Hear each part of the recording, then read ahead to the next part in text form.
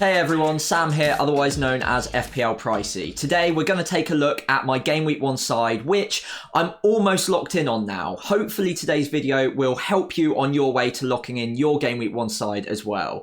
If you could leave a like and subscribe to the channel, that would be greatly appreciated. But in the meantime, let's have a look at my current draft. Right then, so let's start off with the goalkeepers, and Onana keeps his place in between the sticks for me since my last draft. He hasn't actually left my draft since he signed for Man United, with the reason being their opening three fixtures, especially those two home games against Forest and Wolves, are both really strong for clean sheets. And in the games where Man United do keep a clean sheet, I expect Onana to be really good on the bonus points, mainly because of his passes completed, which are always historically very high. That should put him naturally above most defenders at Man United, as long as they don't get any sort of attacking return. So I really like him over the likes of Luke Shaw at the moment, mainly for that 0.5 million saving and the fact that I think he'll do well on bonus. The other thing to consider as well is he rotates really well with Turner, who's just signed for Forest. Now, Turner, previously at Arsenal, he is still registered as an Arsenal player, so hopefully we'll be able to switch him over to Nottingham Forest before the deadline and put him in our sides if you're already maxed out on Arsenal players. He is probably the 4 million goalkeeper of choice now over Areola, because I think Turner is probably going to be starting as the #1 keeper at Forest. The one thing to keep an eye on with Turner is the fact that they're still looking at Dean Henderson as another keeper to sign, and then there would be competition for that #1 spot. But for the time being, I think Turner should be fairly secure as the starting Forest goalkeeper, and he actually rotates really well with Onana in a couple of key game weeks. In Game Week 2, when Man United go up against Tottenham away, Matt Turner goes up against Sheffield United at home. And then also in Game Week 5, when Man United have Brighton at home, who are a very good attack, Turner will go up against Burnley at home. So you've got a decision to make there. You might still want to back Onana, but knowing that Turner's there starting against Burnley at home, who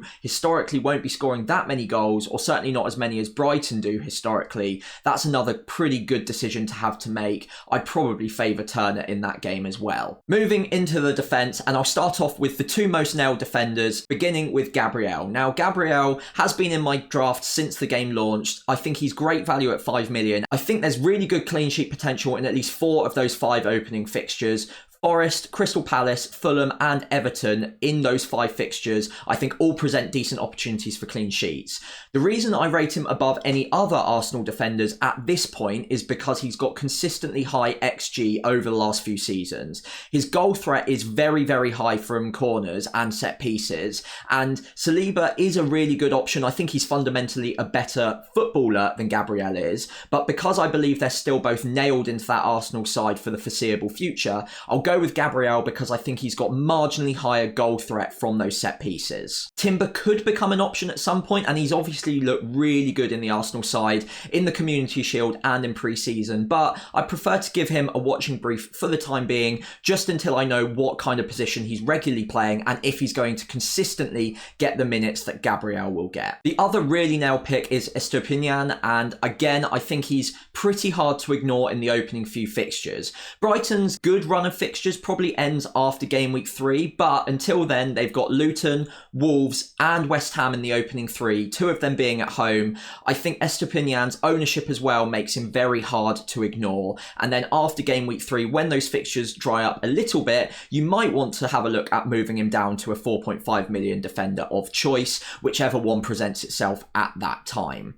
He's got great attacking threat. He bombs down that left wing for Brighton. And because Brighton are such a good attacking team, I think he is pretty hard to ignore. He's also one of the more locked in Brighton defenders at this point. And again, historically, Dunk is pretty nailed into that Brighton side. But I think because of Estupiñán's goal threat, I prefer to go after him to begin with. And Dunk just feels like a little bit of a boring pick. Steele in goal is another player in the Brighton defence that a few people are considering, but I think even for that 0.5 million saving, I prefer to go with someone that I'm more certain of starts of. I think Steele's got a little bit of threat to his position in the opening few game weeks, so I prefer to swerve that, go with Onana in goal, and have a look at Estupiñán in the defence, where I think there's more potential for upside with attacking threat and bonus points. Stones seems to be the defender of choice for Man City at the moment, and he is in my current draft. When he's fit, he does tend to start under Pep, and playing in that inverted role, moving into midfield, makes him much more valuable to Man City than if he was just playing as a regular defender. There aren't too many players at Man City right now that play that sort of hybrid role between defence and midfield, and because Stones plays it so well, I think that makes him fairly locked into the side in the opening few game weeks. Now, because of that role, he also gets into really decent attacking positions. He finds himself in the box more often than you'd expect a centre-back to find himself in the box, outside of just set pieces as well. And looking at City's opening 7 fixtures, I think 6 of those present fantastic opportunities for clean sheets, so I find it really hard to ignore having a City defender from the off. Looking at those fixtures in particular, you've got Burnley, Sheffield United, Fulham, West Ham, Forest and Wolves in the opening 7 game weeks. And again, all of those fixtures seem to be really decent for those clean sheets. One player I am finding really hard to bench at the moment in game week 1 is Ben Chilwell. Chelsea's new vice captain, of course, and Chelsea's fixtures after game week 1 are absolutely fantastic. And by having him in my side in game week 1, I can save that transfer in game week 2 or 3 when I'd inevitably want to bring him in anyway. You could arguably even start him in game week 1, and it is something that I was debating, but I think my starting 11 is slightly too strong to do it. But then after game week 1, as I mentioned, the fixtures are absolutely fantastic. They go up against West Ham, Luton, Forest, Bournemouth, Fulham and Burnley in the first 8 game weeks, and they all scream clean sheets. Both Chilwell and Poch have both been talking up his attacking potential in pre-season, so I'm pretty bullish on Ben Chilwell this season. I think he could be one of the standout picks as long as he can stay fit. Looking quickly at my 4 million defender, and I've gone with Bayer at Burnley at the moment. He's not locked into my team, but I'm fairly set on him as my starting 4 million defender. He does seem like one of the most nailed defenders at 4 million at the moment. There are other options out there. Baldock, Cabor, Bell, all seem like good options. But I think because I back Burnley's clean sheet potential slightly higher than Sheffield United or Luton, Bayer is the one that's getting the nod at the moment. I could be swayed by the others, but I'll make that decision in the final 24 hours. And to be honest, I don't really expect to be starting or playing any of them in the first 5 or 6 game weeks. So I don't think it's massively concerning which one you go for, as long as you're fairly confident that they do get minutes if the worst were to happen and you need to rely on them at some point. Moving on to my midfield, and Marcus Rashford hasn't left my draft since game week 1. He's got 2 great opening fixtures in the first 3, both at home against Wolves and Nottingham Forest. He was the top FPL point scorer for all midfielders last season, scoring 143 points, and his underlying XGI per 90 without penalties is 0.57, so he is an elite attacking pick. I think Man United's fixtures at the start of the season are too good to ignore, and I want a piece of that pie. In fact, I want 2 pieces of that pie because I've also picked Bruno Fernandes as well. He is a little bit less locked into my team than Marcus Rashford is, but because he's on penalties and because I still think he's going to be highly creative, even if he does drop into that dual 8 role with Mason Mount, I think he will be a great value pick, especially with those opening fixtures. Now, he could easily be moved on to the likes of James Maddison around game week 3 or 4 when Spurs fixtures do turn really positive, but for the time being, I really like having him in my side. His ownership isn't crazy high either, so I should get a fair bit of benefit, especially in combination with Marcus Rashford. Finally, he is also a proper 90-minute man, and with matches going on longer than they ever have done before, because referees are adding more extra time than ever, Bruno Fernandes will be on the pitch for the majority of those minutes, if not all of them, giving him even greater potential for attacking returns over 100 plus minutes rather than most other midfielders who might get 80 to 85 on average. Moving on to the Arsenal picks, and Bukayo Saka is one of 2 Arsenal attacking assets that I want to have in game week 1. Arsenal's opening 5 fixtures are incredible, and I really want to make sure that I'm covering their attack properly rather than compromising on them in any way. Bukayo Saka is on penalties, and his underlying data is also pretty decent as well,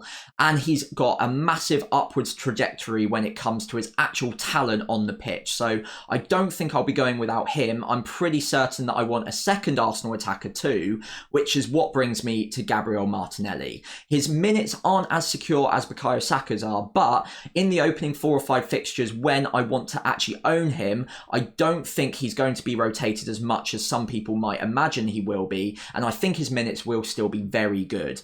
I think the minutes will start reducing a bit more when Arsenal face Champions League football in the midweeks, and obviously we don't have to worry about that for the first few game weeks. His attacking threat is extremely high. He's got the best underlying attacking data of any Arsenal midfielder, higher than Saka, higher than Ødegaard at 0.53. And that is also mainly weighted towards goals with a 0.30 XG per 90, and that is really, really good for a midfielder. I do want him in my side, and I think his minutes will be good enough to hold him for the opening 4 or 5 game weeks before potentially looking at manoeuvring elsewhere. Finally, looking at my bench, you've got Anderson at Newcastle as the 4.5 million of choice. Now, I have gone with a 3-4-3, so do let me know in the comments what you think of that. It is a sacrifice not having that 5th midfielder as a 6.5, where that is quite a lot of value, but I think Anderson being a decent attacking option when he plays for Newcastle isn't a bad shout. He won't play every single match, but he is young and he is promising. Newcastle fans rate him really highly, and he has had a very good pre-season with 4 goals and 3 assists. So I'm pretty set on him as the 4.5 million midfielder of choice at the moment, and hopefully he'll force his way into that starting 11 more regularly as the season goes on. Okay, so quickly pausing the video, mainly because we've just had breaking news on Twitter as I've been recording that Bayern Munich have agreed a fee for Harry Kane. Now, that doesn't necessarily mean that Harry Kane's going to agree to a move to go over to Germany, but it does now look more likely that Harry Kane will be off. Now, what does that mean for our drafts and this draft in particular? I'm not completely sure yet, but what it could mean is that Richarlison might be the starting forward now for Tottenham, especially this weekend. Now, because he's 7 million and a midfielder, it would be very hard to ignore him from the off, or especially after 2 or 3 game weeks. So I just wanted to leave a quick note here after the midfielder section to say that Richarlison is now in my thoughts if Harry Kane does go. If we get news in the next 24 hours that Harry Kane has left the club or is about to leave the club, then Richarlison would be highly considered to make his way into my Game Week 1 side. I'm not exactly sure how that would shape up yet, but I'll have a think about it in the next 24 hours, and do follow me on Twitter where I'll be posting my team before the deadline just in case Richarlison does sneak into the team. Anyway, back to the video. Erling Haaland does make it obviously into my Game Week 1 draft. I don't think there's too much debate there. City's opening 8 game weeks are really, really strong. He is going to be the template captain pick for those game weeks as well, and knowing his goal scoring record last season, even with that little bit of a drop off in the back end of the season, I still think he's going to be a fantastic option, and even at 14 million he's a lock in my team. Ollie Watkins has become a bit of an auto pick for anyone searching for an 8 million forward at the moment, mainly because Nkunku and Jesus are both out injured. However, he is a talismanic forward and I do rate him very highly. Villa mainly try to funnel chances specifically to Ollie Watkins, and they've got a lot of great chance creators in their 11 to help him get as many opportunities to score as possible. He plays 90 minutes every single match and rarely gets substituted, so a bit like Bruno Fernandes, he should get the maximum benefit out of the additional extra time that we're expecting to receive this year.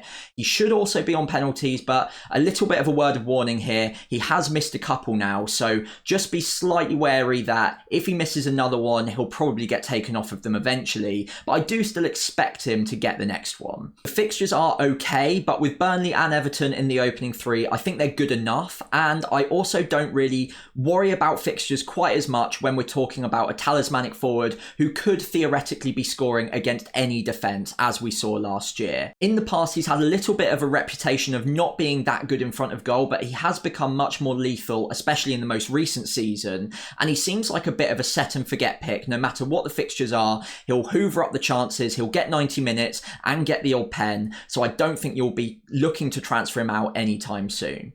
João Pedro is probably the reason I've had to switch to a 3-4-3 rather than in previous drafts where I've had a 3-5-2 and had that 6.5 million midfielder. The reason being, with João Pedro being only 5.5 million and on pens and looking like he should play the majority of matches for Brighton, I've been able to take 2 million out of my midfield line from the likes of a Mitoma or an Mbeumo and upgrade my 4.5 million forward to a 5.5 million and saving 1 million in the process. Now, that 1 million has been used in this draft to bring in Ben Chilwell over a 4.5 million defender, but you could theoretically still have that 4.5 million defender, have it spare, or use it elsewhere in the draft to make other upgrades. I think with João Pedro, even though he will be playing out of position the wrong way, so he'll be most likely playing in that attacking midfield role for Brighton rather than up front, he still should get enough potential for attacking returns to make 5.5 million worth it, especially when you consider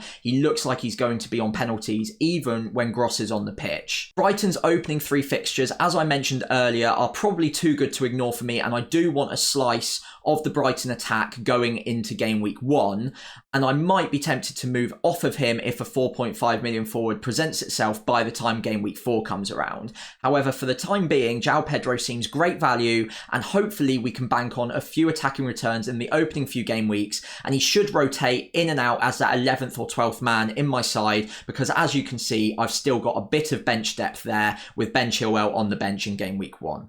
So now you've seen my full 11, please do let me know what you think of it in the comments below. And let's now move over to Draft Hound, where we can have a look at how it shapes up statistically. So I've plugged my 3-4-3 into Draft Hound, and the 65.7 expected points is really high. I'm very happy with it, and it's probably the highest one I've seen so far out of all of the drafts that I've put into there. Now, the average ownership is also very high, and one criticism that could be placed on my team is that it's pretty template. Now, that is completely true. It is going to be seen quite a lot around Twitter at the moment, but I don't like going different just for the sake of it. And I fundamentally believe that all of the players in this starting 11 will do well in the opening 3 or 4 game weeks, and that is the horizon that I want to place on things at this present moment. Now, the really interesting thing that Draft Hound is showing here is that not 1, not 2, but 3 players are all expected to get more points than Erling Haaland in game week 1.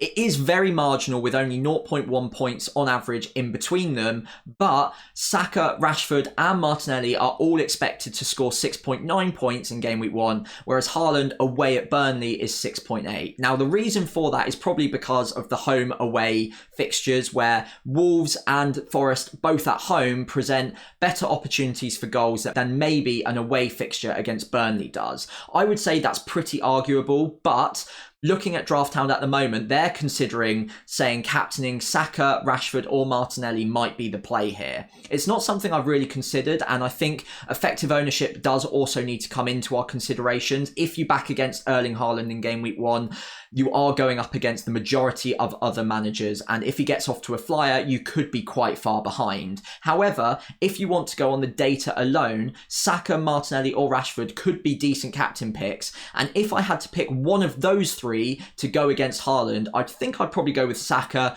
on pens at home against Forest, who look like they're going to be conceding a lot of chances this year, and with a brand new keeper between the sticks, I think that might present the best opportunity to go against captaining Erling Haaland. However, for me personally, I'm still on Haaland. Now, if you like the look of Draft Hound, do feel free to check it out. I've got a link to sign up in the description below, so do click that. It is completely free if you want it to be. There is a paid version as well, but check it out, see what you think, and let me know what you think of Draft Hound in the comments after you've given it a go. So there it is, my game week 1 draft as it currently stands, and I wouldn't say I'm completely locked in just yet, but I am pretty happy with it with only 24 hours to go. I will have a little tinker, and there are problems I do still want to try and solve, but in the meantime, if you've got any problems of your own that you're struggling to solve, do let me know what those are in the comments below, and I'll get back to all of them before the deadline if at all possible. If you could leave a like and subscribe to the channel, that would be so greatly appreciated. I'd love to get past 250 subscribers before the deadline, and then possibly even push on to 300. However, in the meantime, I hope you all have a fantastic game week 1. Hopefully it's enjoyable as well, and join me next week as we start preparing for game week 2 on this channel.